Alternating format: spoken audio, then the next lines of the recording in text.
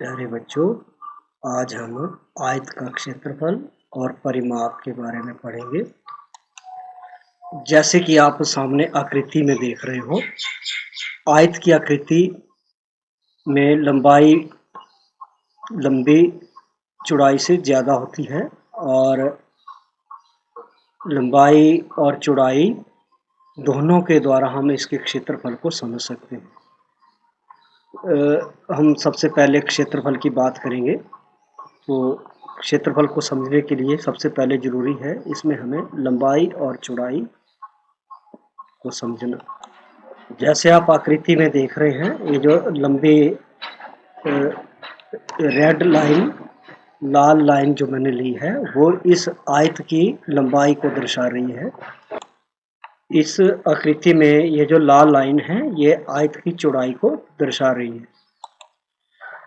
प्यारे बच्चों, एक बात हमेशा याद रखो, जब भी हम किसी भी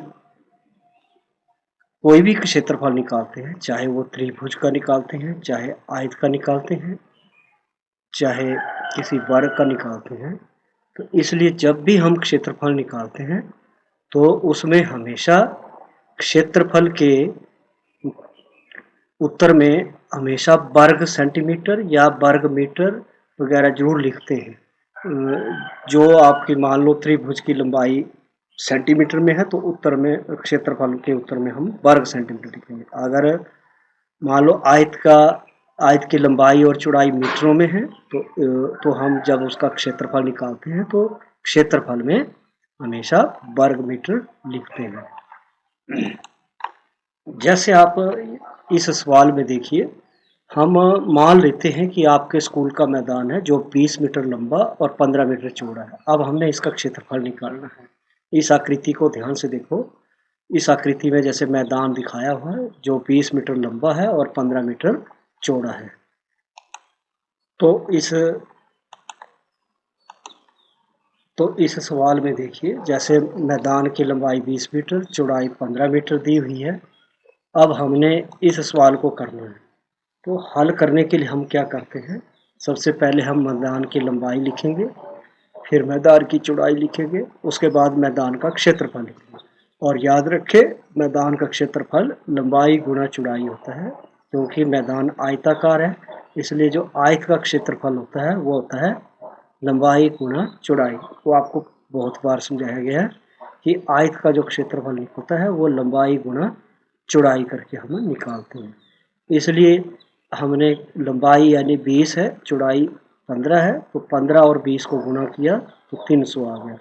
अब ये क्षेत्रफल है, इसलिए हम उत्तर में हमेशा वर्ग मीटर लिखेंगे, क्योंकि लंबाई मीटर में है, इसलिए हम उत्तर क्षेत्रफल में जो उत्तर आएगा, हमारा आंसर आएगा, उसमें वर्ग मीटर लिखेंगे। अब हम आयत के परिमाप निकालना सीखेंगे।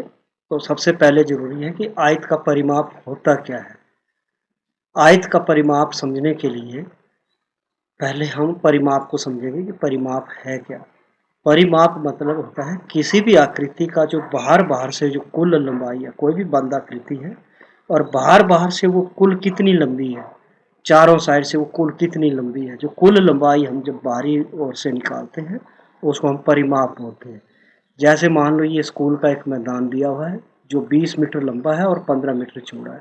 अब आप इसको ध्यान से देखिए, इसमें 20 मीटर लंबा मतलब हो गया, ये जो यहाँ पर आपको दिख रहा है 20 मीटर लंबा है, तो इस तरफ भी है 20 मीटर और दूसरी किनारे पर भी है 20 मीटर हुआ। इस तरफ 20 और 20 40 हो गया, लंबाई 2 हो गई हमारी 40। इसी तरह चौड़ाई की तरफ देखिए आप, इस तरफ 15 मीटर है तो दूसरी तरफ भी वो 15 मीटर होगा। इस प्रकार इसमें हम देख रहे हैं कि 2 लंबाई आ रही है, 2 चौड़ाई आ रही है। तो हम इसको चारों साइड से जब जमा करेंगे तो वो कुल लंबाई निकल जाएगी बार बार, उसी को हम परिमाप बोलते हैं। अब आप यहाँ पर देखेंगे कि हम एक आयतकार में जो मैदान है हमारा वो 20 मीटर लंबा है और 15 मीटर चौड़ा है। अब हमने इसका परिमाप निकालना है। परिमाप मतलब बाहर से इसका माप निकालना है। अब जैसे कि मैंने आपको बताया कि परिमाप का मतलब हो गया जो बाहर से कुल लंबाई उसकी है ना, इसलिए हम क्या करेंगे, 20 जमा 15 जमा 20 जमा 15 जोड़ेंगे। तो हम देखते हैं कि इसमें 2 लंबाई आ रही है 2 चौड़ाई आ रही है, इसलिए हम इसको निकालने का जो फार्मूला लिखते हैं, हम लिखते हैं 2 गुना लंबाई जमा चौड़ाई। अब इसमें देखो जो मैंने नीचे लंबाई जमा चौड़ाई, ये जो पोर्शन है ये लंबाई जमा चौड़ाई है, ये मैंने ब्रैकेट के बीच में लिखी है, ब्रैकेट के बीच में लिखी है। ब्रैकेट के बीच में लिखने का मतलब है कि हम पहले लंबाई और चौड़ाई को जमा करेंगे, लंबाई और चौड़ाई को जमा करेंगे। इस तरह 20 जमा 15 हो गया 35, है ना, 35 हो गया। अब 35 और 2 की जब हम गुणा करेंगे तो वो आ जाएगा 70 मीटर, है ना। 35 और 2 की गुणा कर देंगे, यानी कि ब्रैकेट में लिखने का मतलब क्या होता है कि जो पहले हमने 20 और 15 को जमा करना है, यानी गुणा नहीं कर देना पहले, जैसे 2 और 20 गुणा कर देना। 20 और 15 लंबाई और चौड़ाई को जोड़ेंगे, फिर उसको दुगना करेंगे, वो मतलब हुआ। क्योंकि लंबाई और चौड़ाई इसमें 2 बार आती है, इसलिए हम लिखते हैं कि लंबाई जमा चौड़ाई और फिर उसका डबल यानी उसको दुगना, यानी 2 से गुणा। तो इसलिए हमने 20 और 15 को जोड़ा और फिर 2 से गुणा किया, इस तरह हमारा परिमाप निकल आया। अब आप इन प्रश्नों को हल करेंगे, जिसमें एक कमरा 14 फुट लंबा और 12 फुट चौड़ा है, तो आपने कमरे का क्षेत्रफल और परिमाप दोनों निकालने हैं। इसी प्रकार एक आकृति दी है, कोई मैदान है जो 40 मीटर लंबा और 35 मीटर चौड़ा है, आपने इसका भी क्षेत्रफल ज्ञात करना है और परिमाप भी निकालना है।